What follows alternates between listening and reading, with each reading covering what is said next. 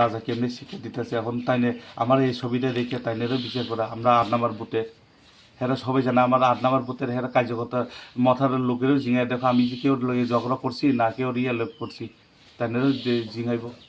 হেরা মাথারও তো নেটার লিডার আছে না, আমি তো কেউর সঙ্গে কেউ ঝগড়াও করছি না, কেউর সঙ্গে মিল হয়েছে না।